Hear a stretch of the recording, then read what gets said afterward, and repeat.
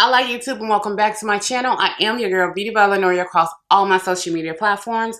If you would, please go ahead and thumbs up my video. Of course, subscribe to my channel and get a conversation started with me in the comment section below. But as you already guessed it, we're going to talk about the downfall of beauty brands and what really leads to a brand folding. If you're ready, let's go ahead and get into this downfall of beauty brands. And if you're ready, just keep watching. You're my beauty one, taking me home. One thing really lead to one. Okay. So news broke last week that Becca Cosmetics is closing shop in 2021. You know, they didn't necessarily list a lot of things, but they did say going through the pandemic and everything, things just didn't pan out the way they thought it would. So they're shuttering their doors. I want to tell you guys that's one of the first big brands to actually shutter down like that, but it's not too many other brands behind them. One smaller brand actually folded in December. Jordana Cosmetics folded back in December, and a lot of people let that kind of just breeze by them. But the downfall of beauty brands and beauty companies here in the past 10 years has a lot to do with them, their failure to read the room, their failure to listen to their customers and their fan base. And because they failed to read the room and listen to their customers, they saw a drop in their customers that they were able to retain. So their retention levels dropped and their attraction of new customers slowed down. So you can't have your core audience, your core customer base of your business dropping, and you're not attracting in a lot of new customers. You're just failing year after year after year. Let me tell you that any companies that are failing in 2021 that are about to close their doors, the pandemic was the nail in their coffin, which means they were already in a fucking coffin. They were already in a coffin. Specifically, let's go ahead and talk about Becca.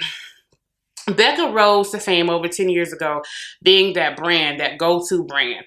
They have some of the best highlighters on the market. They have some of the best primers on the market. They tapped into that social media influencer when they went ahead and racked and doubled down by signing Jaclyn Hill and doing the whole Jaclyn Hill brand deal with Jaclyn and releasing the Champagne Pop, Prosecco Pop, her face palettes.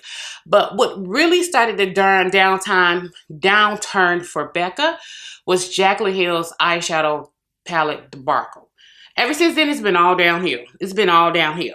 And then they doubled down on that mistake and decided that as Jaclyn was at the end of her contract, they were going to keep Champagne Pop and make it permanent, and they was going to take Prosecco Pop and start putting it in everything else. So the two things she created underneath her contract, as soon as she was at the end of her contract, they decided to cut her out of it and keep all of the profits by placing those two products other places. And they ran the hell out of Champagne Pop.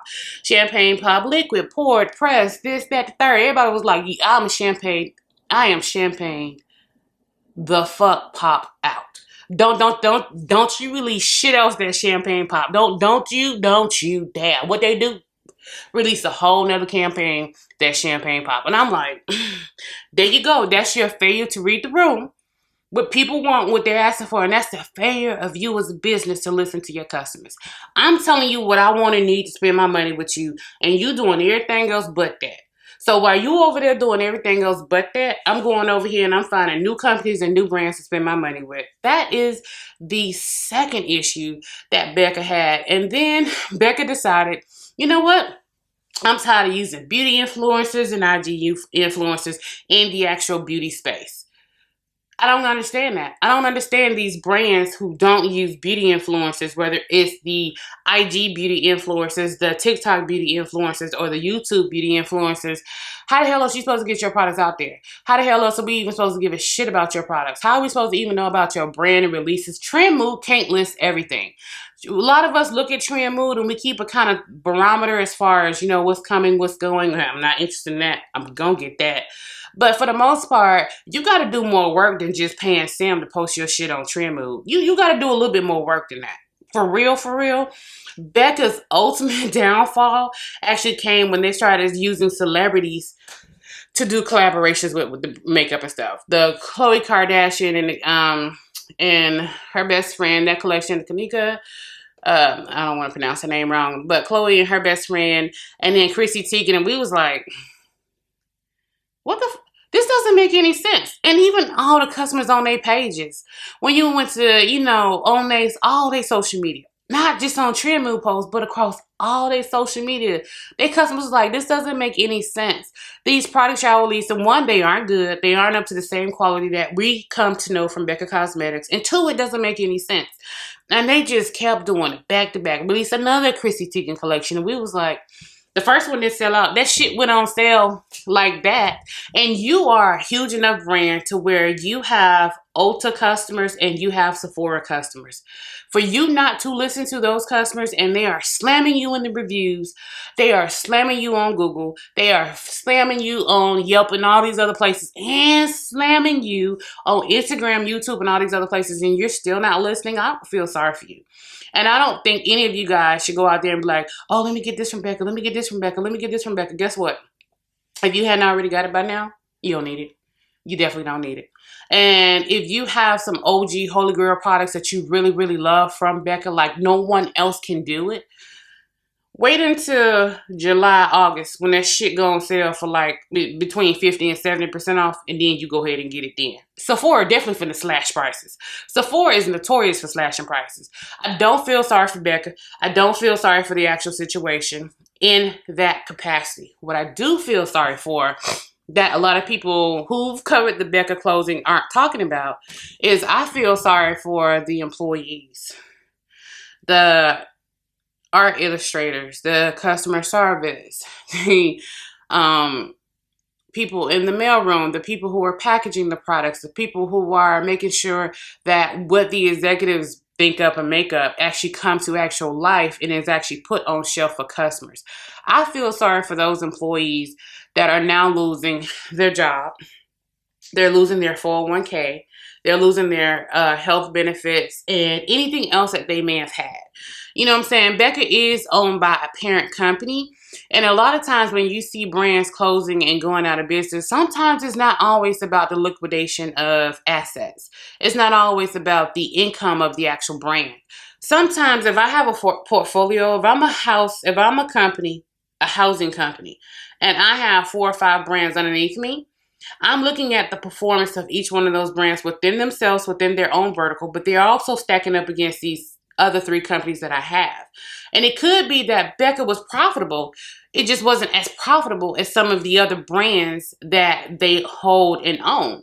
So they much rather take their money, time, and energy and focus it into these brands that are giving them a higher return on the investment and just be like, damn this, I'm over Becca. You only brought in $9 million in sales last year. I'm over that. You know what I'm saying? Most people are like, that's pretty good. $9 million in sales is pretty good. Not really. When you're looking at these other brands that are bringing in 40, 50, 80, 90, 100 million in sales, this becomes a little peon that needs to get off your book because it's just a waste of space. Because you can either focus your time and energy on these brands, these companies that are bringing you in more money. They have a more grounded foot in the actual beauty community and they're in touch with their actual customers. Or you can take that time and energy you were spending with Becca and go find a new company and try to see if you can hit a lick with that new company. Like, can I invest $5 million in this new company? And within the next, 18 months to 3 years, can I see that $5 million investment turn into $50 million return on investment? That's sometimes what happens when it's a business. It's a business decision and it's a business deal. Do I think Becca was bleeding money? I can't really say. I can't really say because their stuff was always on sale at Sephora. Always on sale at Sephora. But there again, sometimes in the contracts with Sephora's, sales are mandatory and they are part of the contracts with Sephora. Because you see Fenty Beauty on sale all the time at Sephora too. You see Marc Jacobs on sale all the time at Sephora too. You know what I'm saying? When you go to Ulta Beauty, you see MAC on sale all the time at Ulta as well. You know what I'm saying? So it's just like, you can't always look at a brand and be like, oh, their stuff's on sale. That must mean the brand's doing bad. Now look at Anastasia Beverly Hills.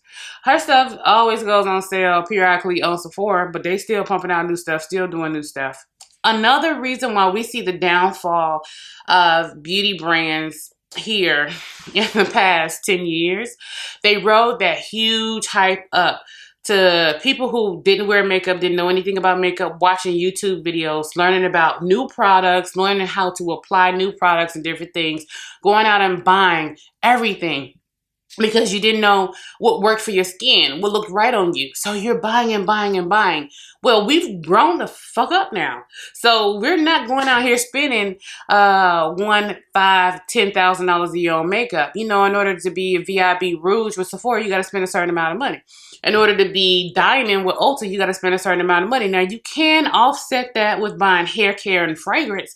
But for the most part, most of us, when we first got into beauty, we was pretty much buying makeup. But now that we've slowed down on how we buy makeup and how we assess makeup because of the makeup we have and we understand our skin and what works for us, you have to pivot as your audience pivots. You have to read the room. You have to pivot when your consumer base pivots, and you also have to listen to them. I don't understand these focus groups. Like, the only time brands have really been successful bringing in celebrities, it's only been one. Let's be honest about it. Is MAC Cosmetics. When MAC did Mariah Carey, that sold out repeatedly. When MAC did Selena, both variations sold out. It's just like MAC just has that on lock when it comes to bringing in a celebrity underneath the MAC brand and putting out an actual collection. They do it the best. Everybody else, you might have a little pop of success, but the time, amount of energy that was put into it doesn't actually pan out. That's the reason why you don't see a lot of brands actually going out here and doing collaborations with celebrities, because it just doesn't make sense in the long run. I'm not finna go buy some makeup from someone who pays someone else to put the makeup on them 95% of the time. Yeah, you should know about makeup. You should understand makeup. But you ain't the one I'm turning to about makeup. I'm turning to your makeup artist. I'm turning to someone on YouTube. If something new is out, I'm turning to YouTube to watch a review on the product so that way I can understand the product without it being filtered on Instagram. Because a lot of times the stuff they show on Instagram, a lot of times when you look at the stuff on Trend Mood and then people in real life get it, like me on YouTube, and I open it up and review it and be like, hey, it was posted on Trend Mood one way, but in real life this is what it looks like, or this is what it looks like on darker skin, this is what it looks like on lighter skin. You be like, thank God I didn't buy that. I saved my money there. Not this brand in particular, just for an example. See what I'm saying? And it's also like your customers are literally telling you what they want and what they need. They told you, don't you put out another goddamn neutral palette. We got 50 neutral eyeshadow palettes. It's 2021. If you put out another neutral eyeshadow palette, I'll punch you in the face. See, your customers are literally cussing you out in your comments on social media. They're telling you what they want from you. They are literally saying, I have money. I want to give it to you. But don't you give me another goddamn neutral eyeshadow palette. What is wrong with you? You better do something to fix these foundation undertones, because I look orange as fuck. I look green as fuck. Like, I look gray. Will you fix it? I want to give you my money. Just fix it. Just give me something to spend my money on. Pandemic, be damned. I have money and I want to spend it. And I want to spend it with you. What do? They just don't listen to them. And I'm just like, I don't get it. But on that same note of brands not reading the room, not paying attention to their customers, and just trying to hop on different fast fashion trends when it comes to makeup, that whole ColourPop situation, ColourPop is burning out their fans with putting out all these collections and it being sold out and you can't get it, but you didn't release 4 or 5 other collections. And finally the collection that your customer wanted, that came out 3 months ago, now just come back in stock. They go ahead and place their order because they finally waited to get their order and get everything in stock on the site so they could actually place the order. So you got 15 million different ColourPop orders. And damn it, if you don't place your order, and right when your palette and stuff is coming to you, they decide to put 25% off on the website, 50% off on the website. And you just be sitting there like,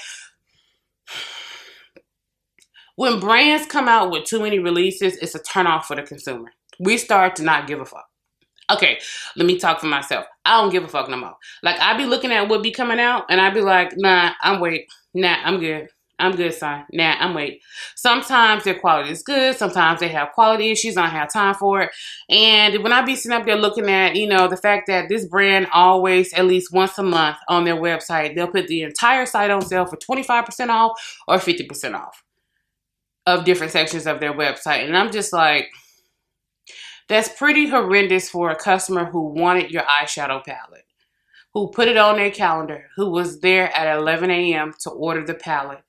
and couldn't get it because it sold out so fast.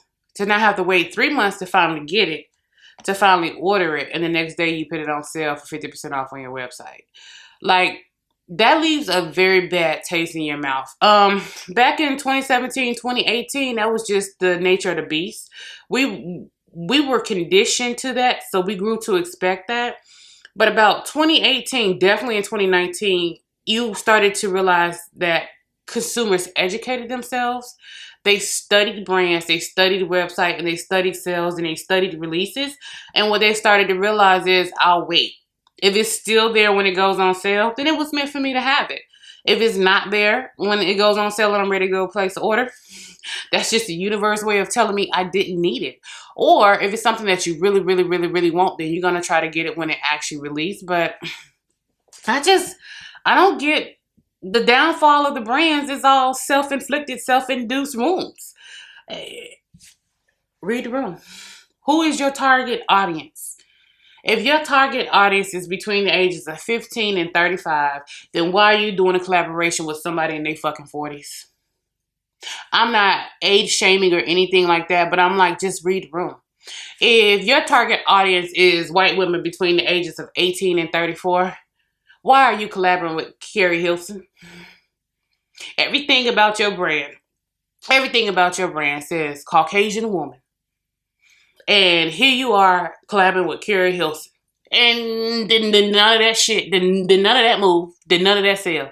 Did you think you was going to bring in the people of color? Now all of a sudden you got Carrie Hilson as an actual brand ambassador. So you thought we was going to look past all those years of alabaster to now come into the few shades of caramel you threw up because you got Carrie Hilson or someone like that, or Kerry Washington. You guys know what brand I'm talking about. When they did that whole campaign with Kerry Washington, and we was like, fuck this, no, I'm still not buying it. It's just like, your customers are actually asking and telling you things.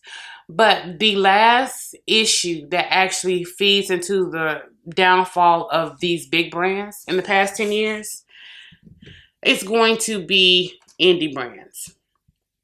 Indie brands make a way better product. They put more time and energy into their product. They're more engaged with their customers on social media. They actually listen to their customers. And what they restock and produce is what their customers have continually hit their comments with.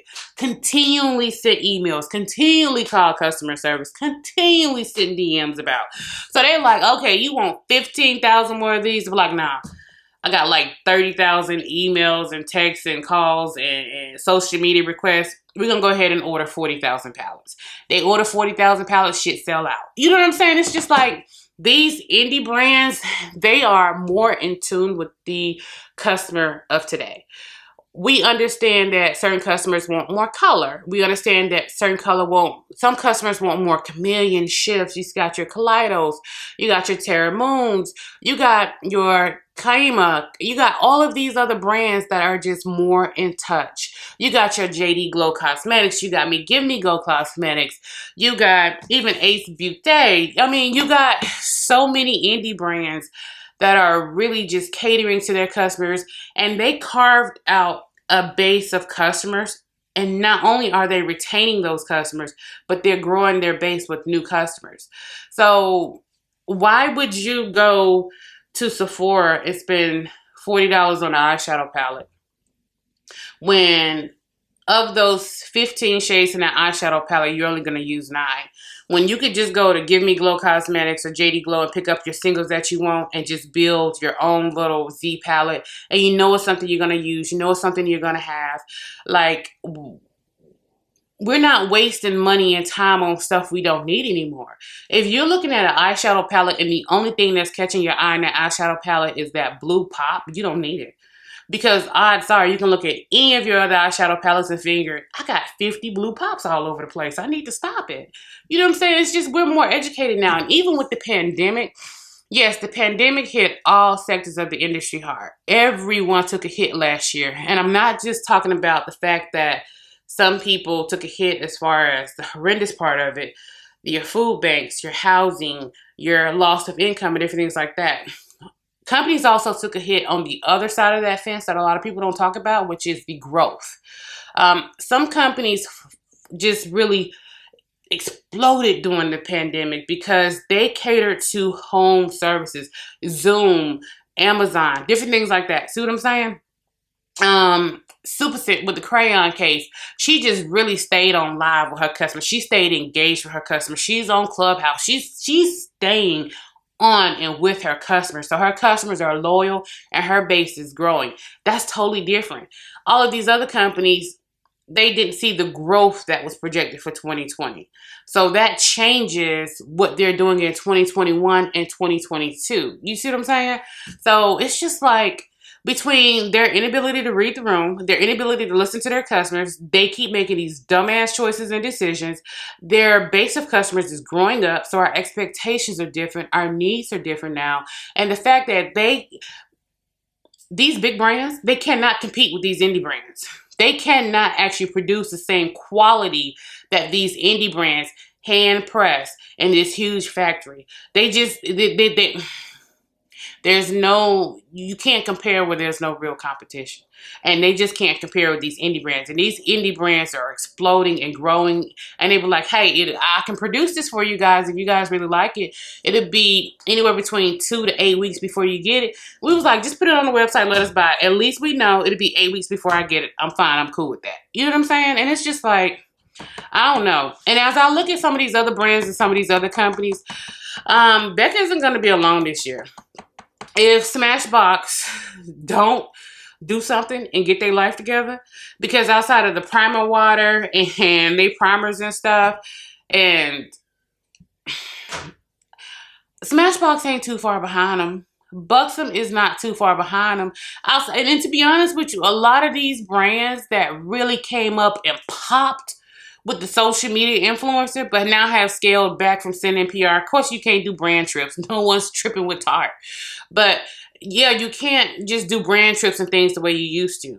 And we get that. We understand that. We got sick and tired of seeing that shit, and that just turned us off. So that's the reason why they pivoted away from all those brand trips. But you still got to be in tune with your influencers. You still need to send PR. You still need to follow up and do engagements. You need to send birthday roses, birthday champagne, a wedding gift, or whatever. You got divorced. I'm so sorry to hear about your divorce. Here's a spa massage or whatever. You still need to be on their lips. You still need to be in their videos. You still need to be in their TikToks. You still need to be in their Instagram reels. Because if you're not, every company that popped with the social media influence and pushing these brands on YouTube is really where it started. They're struggling now. Buxom. No one fucking cared or knew about Buxom until Jaclyn Hill started talking about White Russian. That White Russian lip gloss, now it's Buxom. Then they started talking about Buxom eyeshadows and all this other stuff. Now, do you hear about Buxom? When was the last time you saw a video with anybody using anything Buxom related? Exactly. Smashbox. Outside of the primers that they may use or brush or something they may use or whatever it may be, when was the last time you saw a dedicated video to Smashbox? They hadn't really had anything popping over 2 years. I'm talking about pop. They had none really pop in the past 2 years. It was just pretty pathetic. And once you start to actually look at the other brands and you start to look at Tart, the downfall of Tart started with their Christmas collections not being the same quality as the collections that they released throughout the actual year. Knocking us over the head with the Peach Perfect collection, that whole debacle with Nikki Tutorials, and just everything with the Rich Lives Matter cake that Jared Devlino decided to do. Like, that brand is soon to be archaic.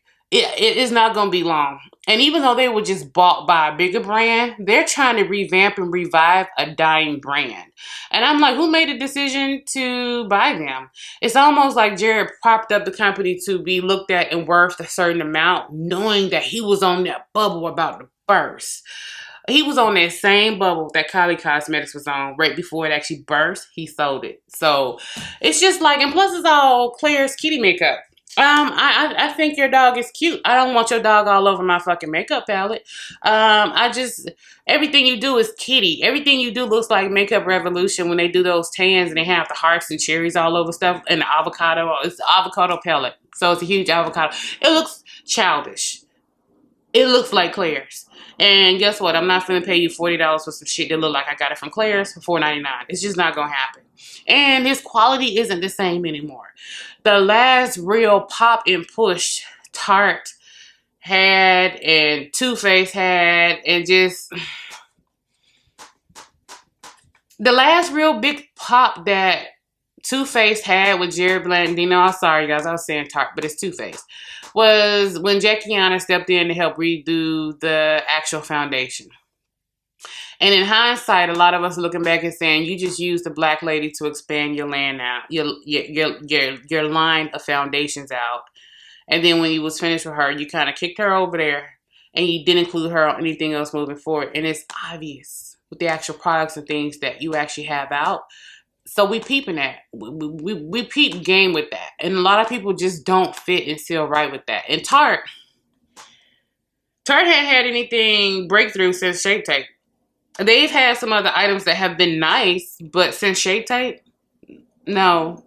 And the downfall of them was that Shape Tape foundation. That shit was horrendous. The way Jackie and Alyssa actually read them to complete and utter fucking filth with that, like, I don't even know what is your problem. Like,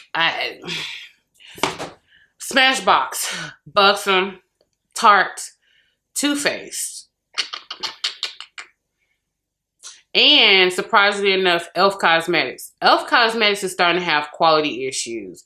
Their little cover, their little quad eyeshadows, some of the quality isn't necessarily the same. They're starting to have more or less quality issues to where their makeup that's $6, $10, $15 is now starting to look like their $1 and $2 makeup. They need to kind of fix that. I don't know if you guys have been kind of hip to the fact that Elf is starting to do this. Even when they're releasing the new camo concealer and the camo foundation, they're starting to have like dips up like this, but it's still going like this. So they started the year up here. Camo foundation, camo concealer came and it went up like this. And then it went back down. Camo foundation came and went back up, and then it went back down, but they're still down. They're still not back up to where they started.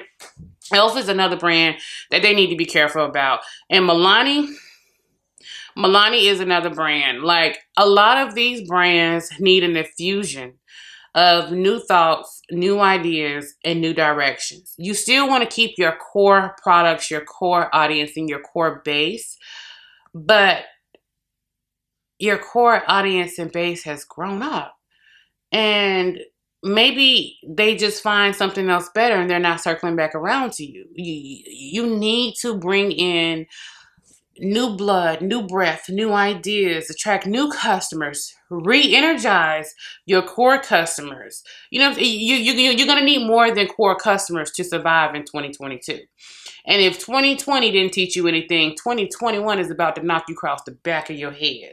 But yeah, those are the brands that I just really think that they next. They slide, honey. They slide, honey. Like, you got to do something. And one honorable mention brand that I'm gonna throw out there is NARS.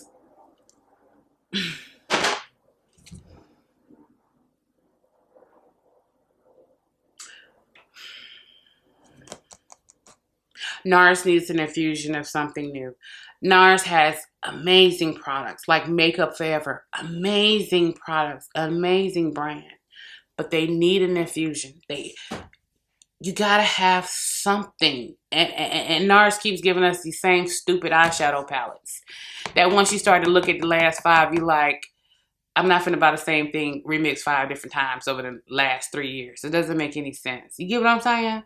So, guys, I love you guys. I don't care when you watch me in the morning, afternoon, evening, or late at night. I'm just happy that you chose to come spend some time with your girl. Sound off in the comments below. What do you think? What do you think is the downfall of these beauty brands? Or do you think it's hope for the ones who haven't folded yet to find a way to resurrect themselves? What do you guys think? I love you guys. Be safe and be careful. Until next time. Bye, YouTube.